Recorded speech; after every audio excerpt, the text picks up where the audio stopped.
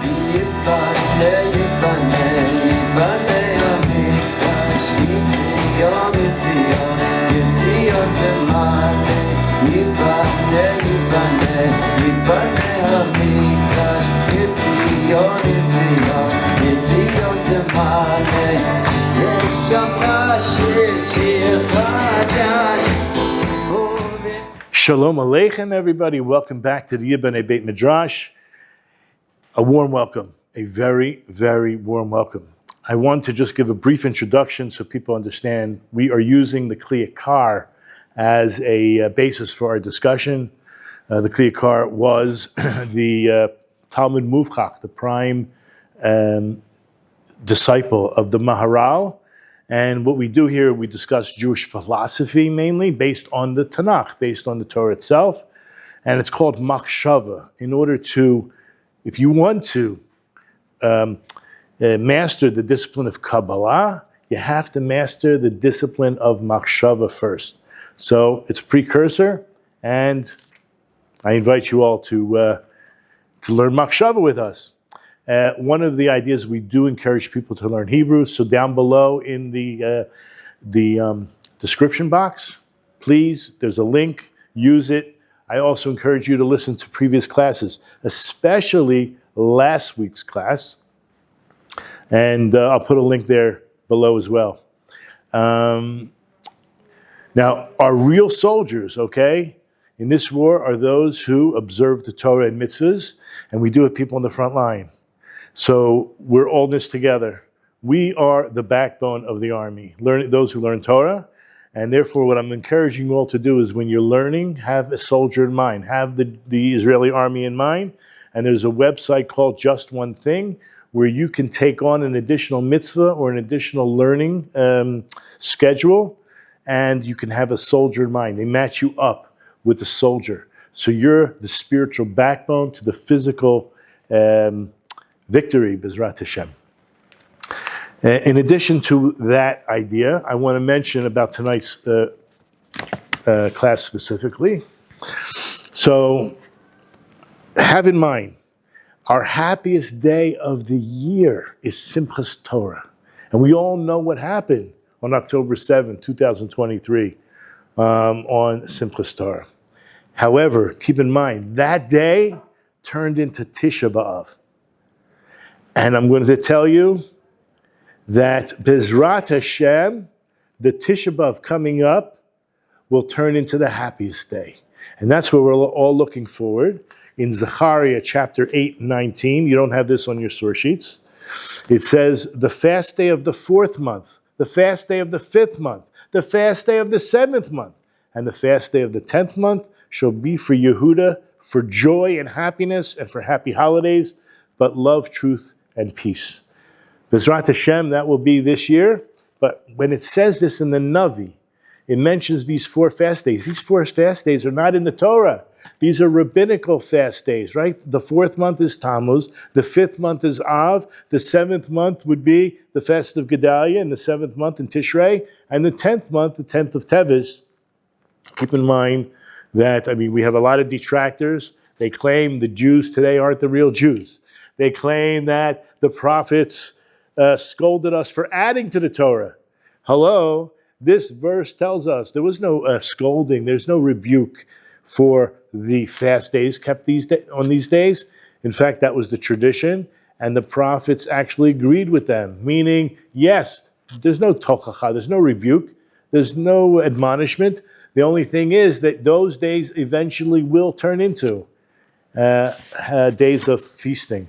So based on that, keep in mind, we are supposed to anticipate the coming of the Mashiach, okay? And I'm just going to quote Rabbi Gladstein.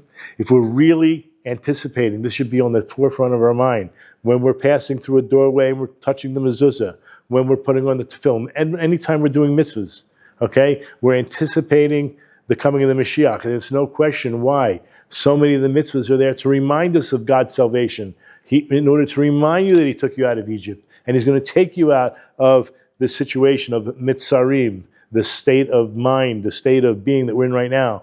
Mitzrayim and Mitzarim. This is called the Beina Mitzarim, the days in the straits, because that's really what Mitzrayim is a tight, constricted place.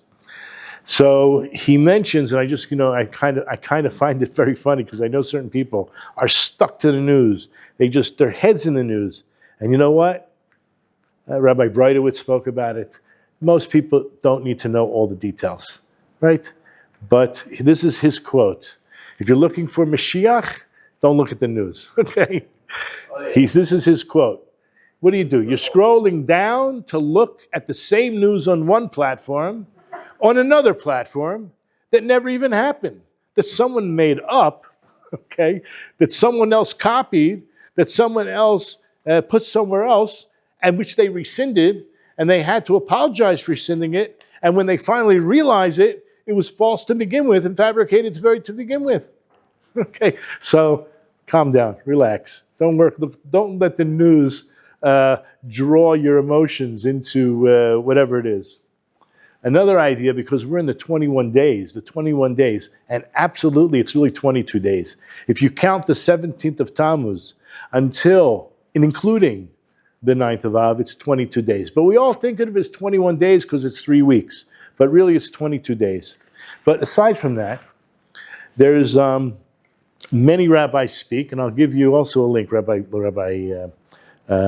Kessin, Rabbi Gladstein, so many rabbis, Rabbi Breitowitz, speak about these 21 days eventually turning into days of joy, which I mentioned already when I quoted Zechariah 8:19. So Rabbi Gladstein was just in Greece, and he quoted a Gemara based on Rabbi Yeshua ben Hanania, his conversation with rabbis from Greece, from Athens. They presented him with 2 eggs, and the 2 eggs are white. And he asked them, the sages of Athens asked the rabbi, can you tell us which one came from the black chicken and which one came from the white chicken? So obviously you cannot tell. I mean, they're both white. And his response, because you cannot tell, he showed them cheese. This one came from a black goat and this one came from a white goat. But the cheese is also obviously white, you cannot tell. Believe it or not, we talk about these 21 days. I'm going to stick to the number 21 for a second, because that's how we discuss it, is that there's 2 sides to every coin. These 21 days will turn into the 21 days of joy. And which days are those? Just think about it. You have these 21 days now that we're in, between the 17th of Tammuz until the 9th of Av. And then we have the days of joy in Tishrei, from Rosh Hashanah all the way up until, I'm going to say 21 days until Hoshana Rabbah. What about Simchas Torah? That's the 22nd day. It really is 22 days. It's like there's a connection, a very deep connection. I almost want to cry. There's a deep connection between Tisha B'Av and Simchas Torah. And B'ezrat Hashem, through learning and doing mitzvahs, we're going to turn it all over. It's going to be afuch. Okay, B'ezrat Hashem. So with that in mind, let's begin with the Yakar.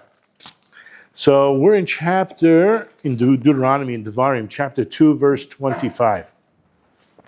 So before we begin the Hebrew sheets, just take a look at the English sheet, source 1, Deuteronomy 2, verse 25. So Hashem, well, it's really Moses speaking, but right, Hashem is having him say, today I will begin to put the dread of you, and the fear of you upon the nations, right? We're in a state of war. And usually you know that you're going to lose and you're like, you're full of, cowardice, or you know you're going to win and you're full of courage. So we have a directive. God says, you have to defend yourself. You're an eternal nation. And when you go to war, especially when we're not talking about an offensive war, we're talking about a defensive war, you have to be full of courage. And you cannot let cowardice or the morale to go down. And the Torah tells us right here in Deuteronomy, this is our Parsha, today I will begin to put dread of you and the fear of you upon the nations that are under the entire heaven. We have to hear the Hebrew, it's so beautiful. Who will hear reports of you and shake and be in trepidation because of you. Now, if you read this 3,000 years ago, or 2,000, or even 1,000, or even 250 years ago, Who hears of these reports of what's going on? Today we have, besides the printing press, we have the internet. We have messages on our phones. If you have a smartphone or whatever you have, it's quite quick. Word can get around pretty quick.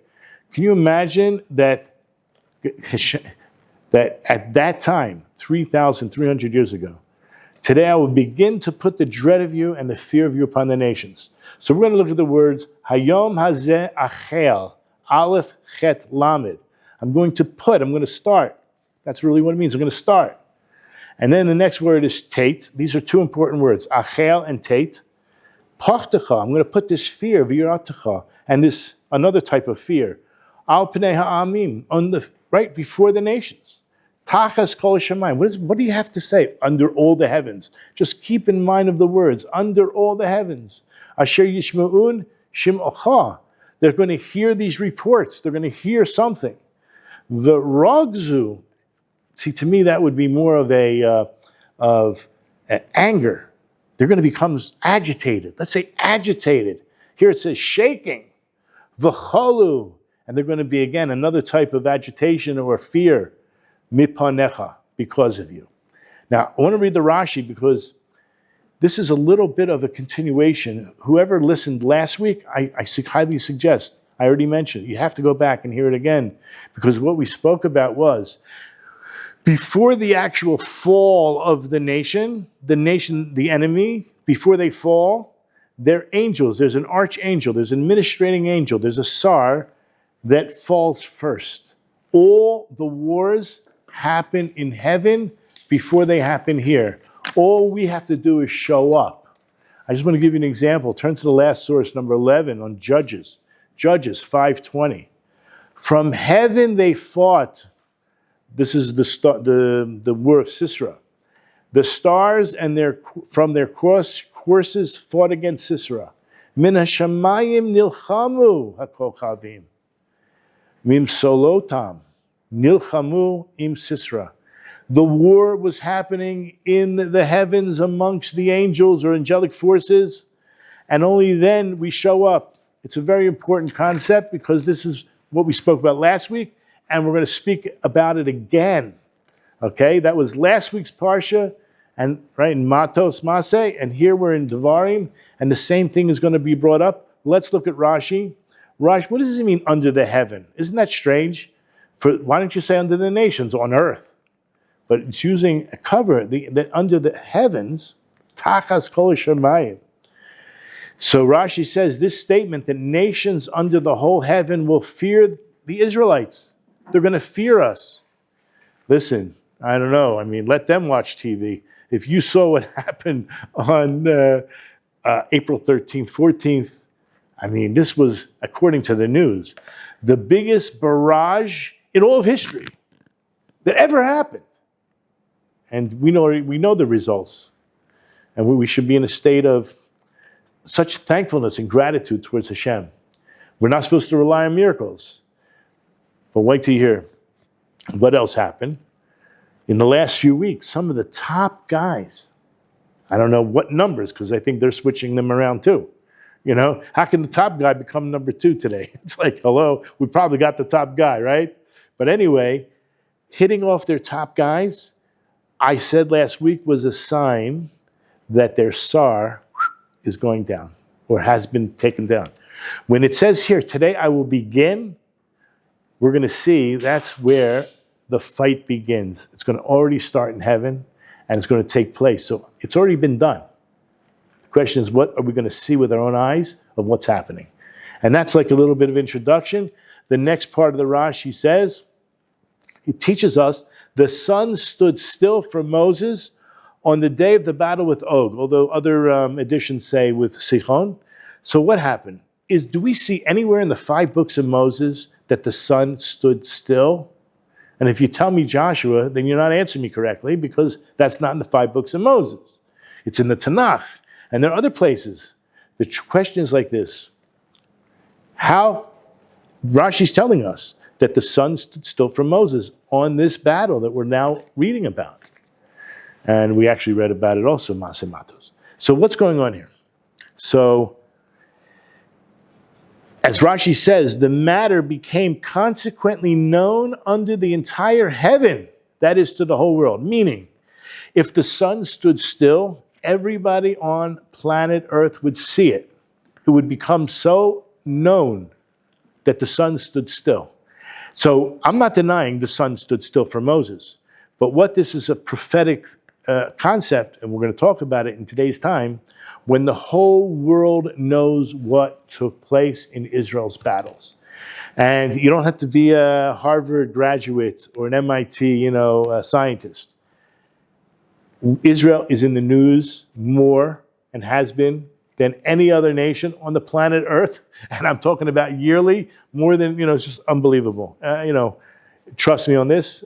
Israel is somehow in the headlines, whether they like it or not, it's there. Okay, so what happens is all in the news. So let's start with the Yakar. In chapter 2, verse 25, Hayom hazeh achel tet partecha. Right, we saw the verse in full, and we noticed the word achel, which means I will begin. Today I will begin. Tate, to put, to place, to give, fear. And guess what? Chazal tell us in Gemara Tainus, Lamdu min gezerah shava achel da'achel, which means like this. There are 13 hermeneutical principles. I call them exegesis. You want to get rid of Jesus? Learn properly. Okay, so basically it's like this. There are 13 principles that were given over at Har Sinai in order to deduce and deduct things that are in the Torah, whether they become laws. It's not for today, okay? So Gezer Shav is when you have one word here in one verse, and somewhere else in the Tanakh or in the Torah, another word that appears, there can be a connection even on a halachic level or hashkafic level. This only works through tradition. In other words, you cannot just use your own imagination and say, oh, I see this word, I see that word, I like it, and I'm going to figure. You could do that for yourself on a philosophical level. But in halacha, it's not going to work. It's only if you have a tradition. And we're going to see this tradition. In fact, if you look on number 2, it's already quoting the Gemara Tainus. Let's just stick to the Yakar first, and then I'll go over there. Shemosha Hamid Hachama Kederek Shamid Yoshua. The Yakar is making the statement that Moses made the sun stand still just like Joshua did. Now the truth is, the Yakar says somewhere else, logic. There's logic. He agrees with the Gezer Shava, but he says it's also logical. If Joshua, who is the student of Moshe, can make the sun stand still, then certainly his mentor, certainly his Rabbi, right? Certainly, I don't want to use any other word, but the mentor, the rabbi, okay? If you could do it, that means the rabbi certainly could do it. The teacher could certainly do it. Makes logical sense. But the Gemara actually says it. So in the Gemara in Tainus says there were 3 people who made the sun stand still. And that was Moshe, Yehoshua, and Nagdimon ben Gurion. I don't want to talk about Nagdimon ben Gurion, but if you're interested, on the source sheet number 10 is the first part, how he made it rain, okay? He not only did he make it rain, but he used a lot of wisdom in helping the Jewish people. Skip all that. We're getting now into this idea. Great. So in the case of Joshua, it's based on verse in Joshua 10, verse 13. It says, the sun stood still, and the moon stayed until the people had avenged themselves upon their enemies. In Hebrew, v'yadom hashemesh v'yareach, amar ad yakum goy oivav. So we see it right there. However, how do we know that Moshe did it? So Rabbi Elazar, he says there's a Gezer Shava from the word achel and achel. Now, where do you see the 2 achels? Remember, it's a Gezer Shava. You have one word here and one word there. In our verse, in Deuteronomy chapter 2, verse 25, we already read it. Hayom hazeh achel tet partecha. He begins, just beginning, right? What is the beginning? We'll have to see. And in Joshua chapter 3, verse 7, it says, on this day I will begin to magnify you in the sight of all Israel. that you may know, that they may know that just as I was with Moses, so will I be with you. So now that we know Moses made the sun stand still, Joshua made the sun stand still, that on that day I will begin. That's the word achel. The truth is, it also says tate somewhere else, but so there's a machlokas. Is it because of achel or because it is tate? But we're going to leave that just with Rebbe Lazar, that basically you have achel over in Deuteronomy 2 verse 25, and in Joshua at 3 verse 7, Yom Hashem el Yoshua, Hayom hazeh achel godelcha beinei kol Yisrael. He's going to make Joshua great, just as I was with Moses. So the word achel in Joshua is the gezer shava, just like in our verse. Again, we don't see it in the Torah, but we see it in Rashi, and we see it in the Gemara, that Moses made the sun stand still. Now, let me just give you some background. As the Kli Yakar will say, most people who believe in Avodah Zarah, in idol worship, or anything but God, right? They don't worship the true God of Israel. Most of them, he claims, are sun worshipers. So when you're able to make the sun stand still, so first of all, you're ruining the faith of those who believe in it. But more than that, it goes back to the idea that there's a sar, that there is an administering angel over the nations.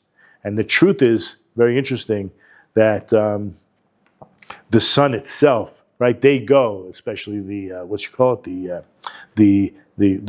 Edom, the Christians. They use a solar calendar. The Muslims, because it also said the sun stood still, they use a lunar calendar. So for God to stop both of them, I mean, Moshe did, but God did it, is the beginning of the end. In other words, it's the beginning of the downfall of that particular nation, or let's say any nation, for that case, who worship the stars. So going back into the Kli Yakar itself, the last thing we read was that Moses made the sun stand still just like Joshua. Ramazeh b'milat achel. And that's hinted to through that gezer shava of I will begin. Now the Kli Yakar makes a fantastic statement.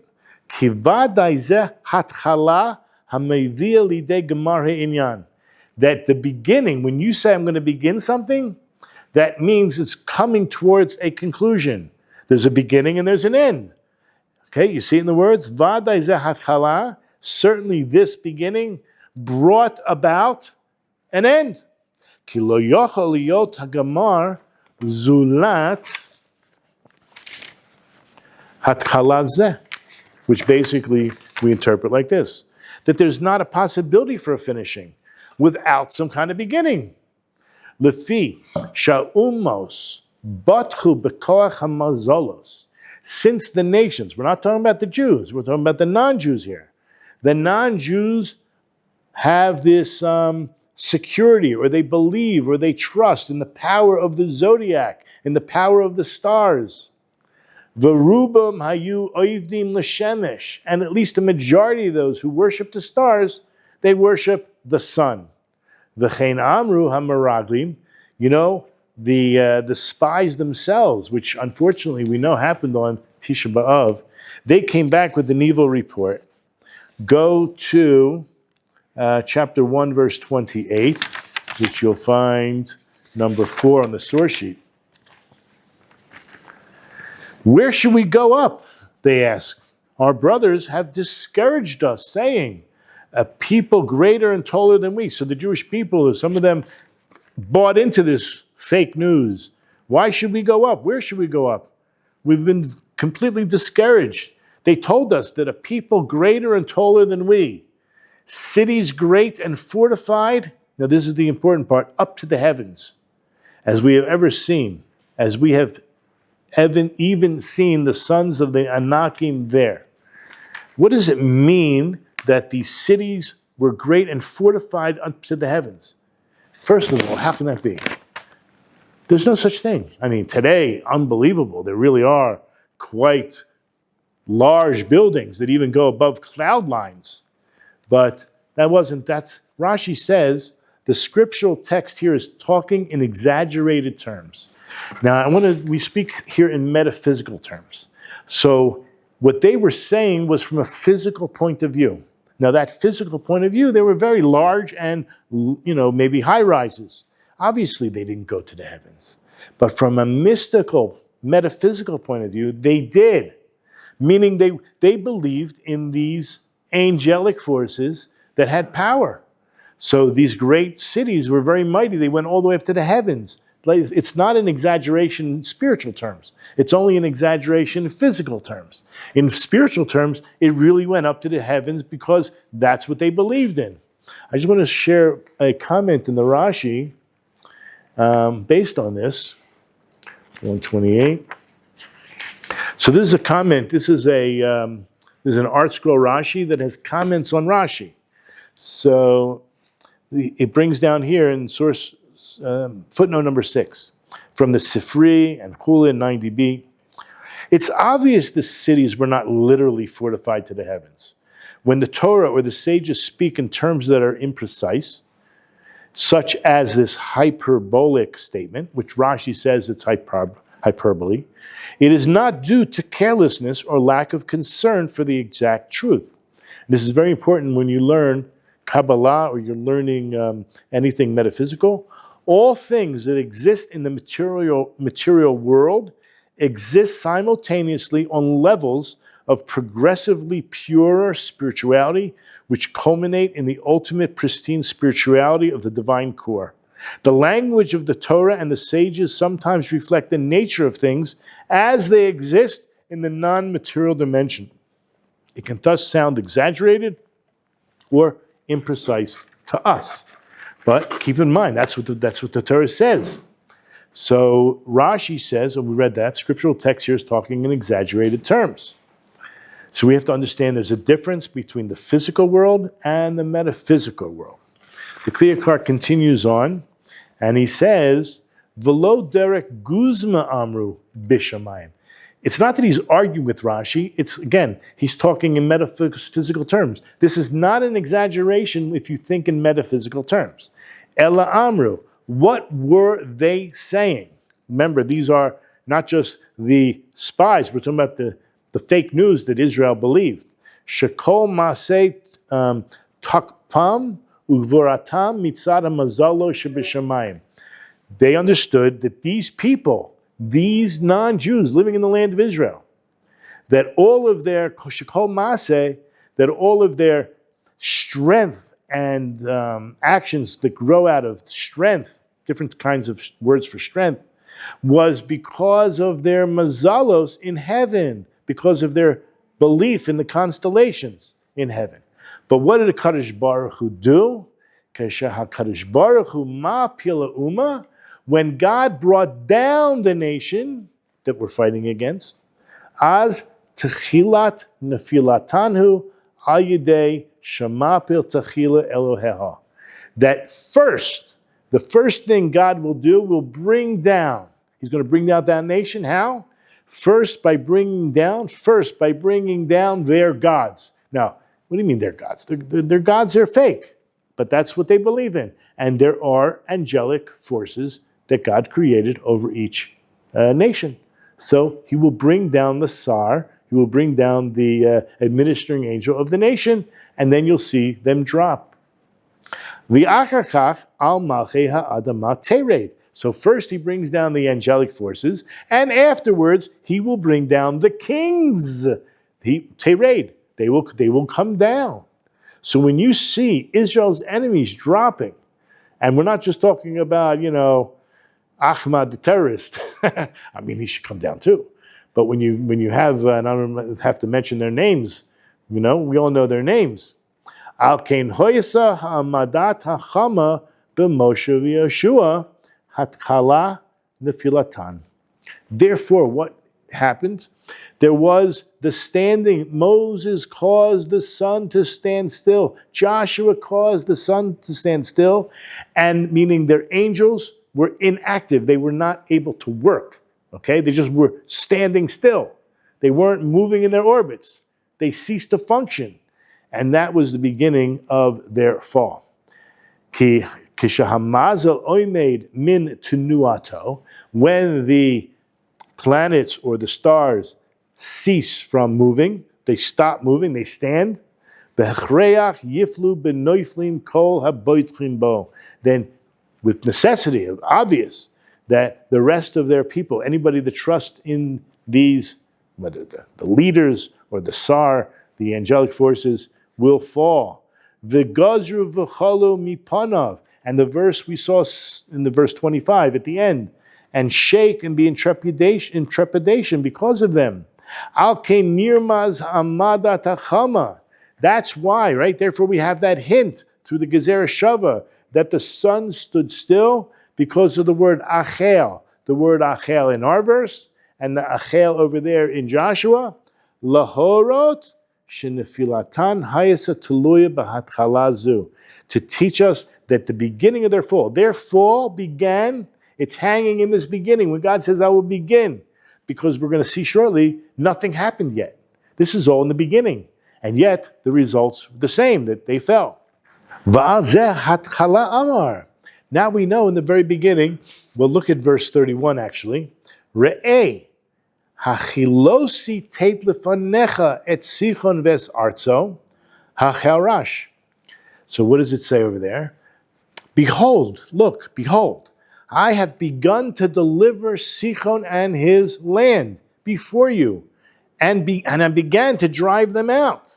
Now, what exactly happened? Nothing happened. What do you mean I began? This whole idea of beginning happened in heaven. And the next verse, look at verse 32. Then Sichon went out. This is going to blow you away. Sichon went out. He went out to fight. You know that he was like I don't know, how do you want to say it? A master diplomat. I mean, he had the ability to gather allies. And you know what he did? He went out alone. Look at Rashi on that verse. It's number 5 in the source sheet. Let's start with that. Let's start with that, and then we'll go to number 6:32. And the Lord said to me, this is Moshe, behold, I have begun to deliver Sichon and his land before you. Begin to drive him out. What do you mean? I already began to deliver him. You should begin to drive him out. Hachel Rash. Well, guess what? Rashi says there, what do you mean I began to deliver you? You got to be sitting down. God forced down the guardian angel of the Amorites from above, beneath Moses' feet, and made Moses tread upon his neck. Now, I do have an interesting comment on this as well. So the Rashi over there, we already said what it says, but the comment in the Art Scroll comments, the Israelites had not yet begun to do battle with the Amorites at this point. Rashi explains in what sense God had begun to deliver them to the Israelites. And then in the following verse where it says he went out, right? In verse 32, it says Sichon went out. Let's just look at Rashi again. He went out forth towards us. Rashi says in number 6, he didn't send for Og to assist him. So he had allies. We know he was an ally with Og, Sichon and Og. And you know where they were located? Where Syria is, in the Golan Heights. This teaches us they did not require each other's assistance. So powerful was each one of them. Now just think about this. They lost, but they went out anyway, without their allies. I mean, you don't have to read today's newspaper to see what's happening, right? You'll follow what I'm saying. So why would somebody who is quite powerful, and they know they're quite powerful, as we spoke about in the beginning, just go out? You know that you have a better chance if you have your ally. And they didn't. And of course they fell. The truth is, if they all would have gotten together, maybe things would have been different. I don't want to think like that, but in the end, we still won. So look what that's what Rashi says. And the comment over here, 3 and 5, did I read that? So the verse could have said he went out. And it would have been clear that it referred to Sichon. Why mention Sichon's name? Sichon is mentioned specifically to stress that he and his fellow king, Og, were each a formidable military power in his own right. and capable of victory without having to resort to allies. So why was it? Why was it? Because they actually had a false, they lost. They didn't know the truth. The reality is the Israelites were going to win.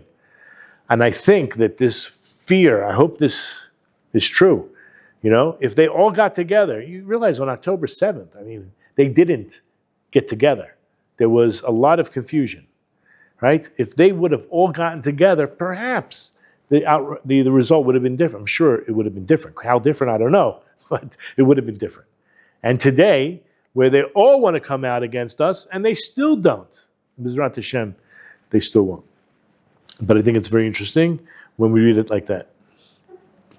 So the Yakar continues, okay, and he says like this.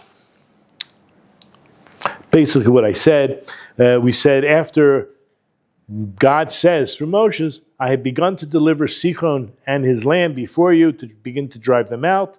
And then the next verse in 32 says Sichon went out.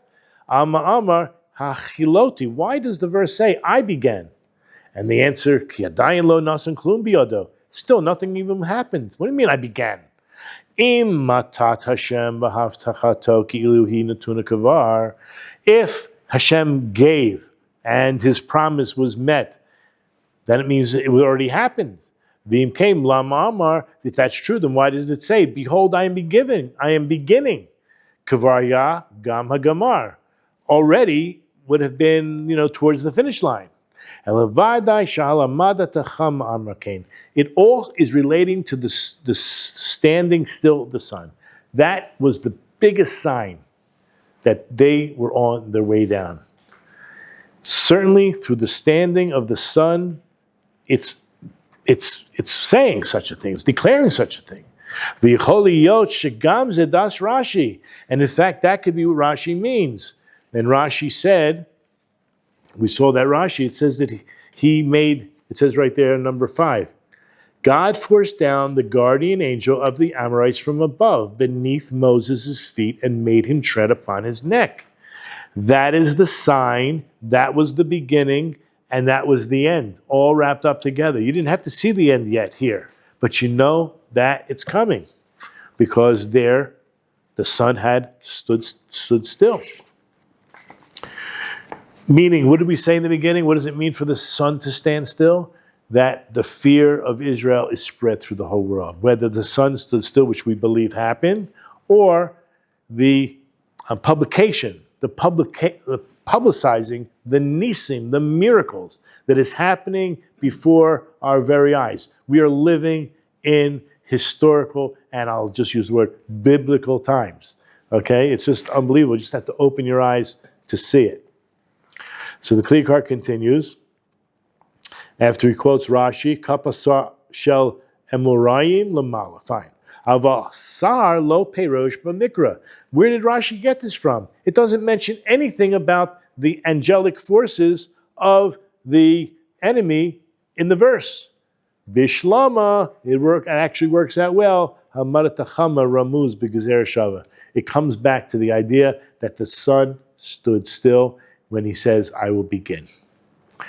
Okay, the last 2 paragraphs, quite short. Umasha shalach Moshe el sichon divrei shalom. Do you realize, you go to war, you have an obligation to create peace. God didn't tell Moses to offer a hand of peace, and yet Moses did anyway. What did he say? He basically said, if you go to number 9 on the source sheet, so I sent messengers. It's chapter 2, verse 26 through 28. Moses saying, I sent messengers in the desert of Kedemot, which we're going to see what that means. Why did it have to tell us that that's where he sent them from?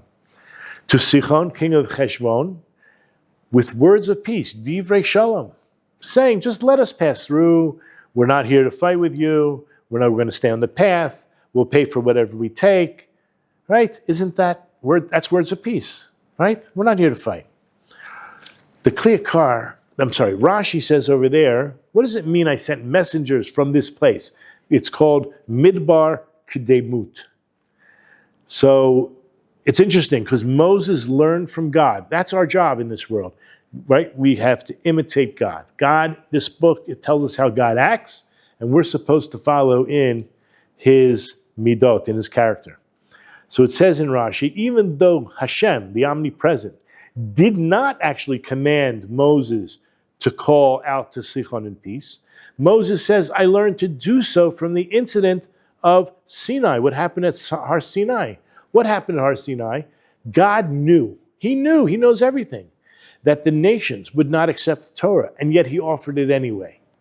I mean, it kind of reminds me of the idea, also Bilam, he sent a prophet called Bilam, because one day they could say, hey, if we would have had a prophet like Moses, at least give us a chance. We didn't have it, so we shouldn't be held accountable. So too here.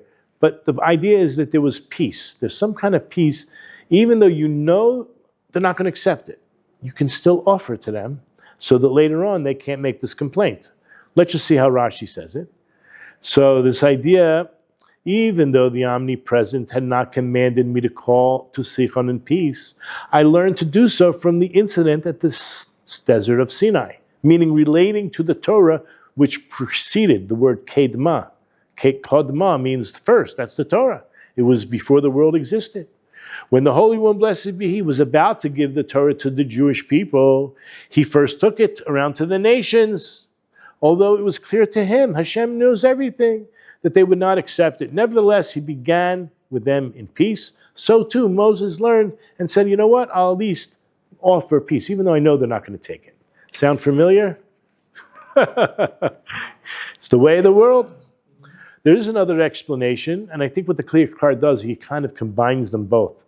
Another explanation in Rashi usually means a totally alternative explanation. Why does it say Midbar Kedmot? Because Moses said to God, I learned this from you. So either way, he learned it from him, but because you and the Torah, you preceded the world. Now you, God, you preceded the world.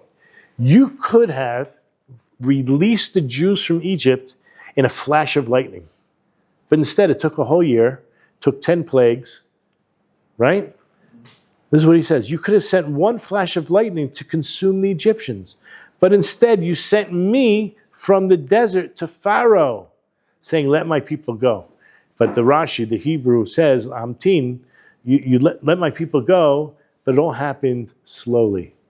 So I just want to let everyone know, they claim, the Arabs, the enemy, whoever they are, this is a 100-year war, and they're going to stick it out forever. Well, guess what? We know it's a 100-year war. Rabbi Breitowitz, it didn't start on October 7th, and it didn't even start in 1948. If you know anything about the history, the recent history, it's at least over 100 years. It's almost like Yishmael is preventing us. That's their MO. Their modus operandi is to, at the end of days, holy brothers and sisters, is to try to stop us or hinder us or cause it to happen much slower than it could have or would have ever happened. Okay, so the clear card continues where he says, I'll just read again. Uma sheshalach Moshe el Sichon divrei shalom. Right? We saw what was this idea behind the idea of Moses sending words of peace, speaking peace. Even though God already told him in verse 24. Let's just go to verse 24 real quick. I think you'll find that number 8. Get up, journey, cross the river, Arnon. Behold, I have delivered into your hand Sichon, the Amorite king of Heshbon's land. And again, he says, begin to possess it and provoke him to war. Hachel Rash, v'hitgar bo milchama. I don't think there is a Rashi on that. But the clear car is using that to explain like this. Lefish yoda Moshe beruach hakodesh. It was known through the Holy Spirit, Ruach HaKodesh, on Moshe. Shelo yishma Sichon, that Sichon would not listen. He knew it through Ruach HaKodesh. It could be through logic, but anyway. Mikol makom patach b'shalom. Nevertheless, he opened with words of peace. Why? Mipnei chilul Hashem, in order not to cause a desecration of God's name, shelo yomro umos, so that the nations will not say, meaning eventually, obviously, they will come up with all kinds of fake news.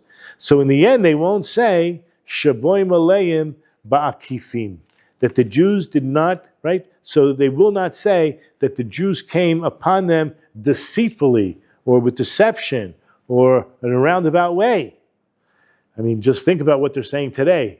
But they will wake up to the truth, right? I don't want to hear all the claims they make, but everyone, just assure it, every single one is fabricated and not true. And where do we learn this from? Lamod zeh mimidbar kademot. And the clear card is saying we learn it from basically on that Rashi that we just saw. Where did Moses send the words of peace? From this desert, or right, the desert of Kademut. Like Rashi says, Kigam b'matan Torah hoya giloy lefanav yisbarach shelo yirtzu lekabla. That even the Torah, God himself knew that they weren't going to accept it, and yet he offered it to them. The Gama giloy lefanav yisbarach shelo yishma paro. See how he put it together. Also, that God knew the Pharaoh wasn't going to listen. Nevertheless, he sent Moses, and they tried to work it out through negotiations, which of course failed, right? And they had to come out anyway. The last two lines, V'yamar. It says in verse 30, Laman tito biyodecha kayom hazeh. So let's look at verse 30. We have that on the source sheet somewhere. Number 7. But Sichon, the king of Heshbon, did not wish to let us pass by. For the Lord your God caused his spirit to be hardened and his heart to be obstinate. This is so unbelievable. You can offer, I think, what was it? I forget what year it was. It was 93 or one of these years that Arafat, Yamak Shemo, was offered, I think, 93% plus who knows what. Probably the Temple Mount, probably half of Jerusalem, I have no idea. And what happened?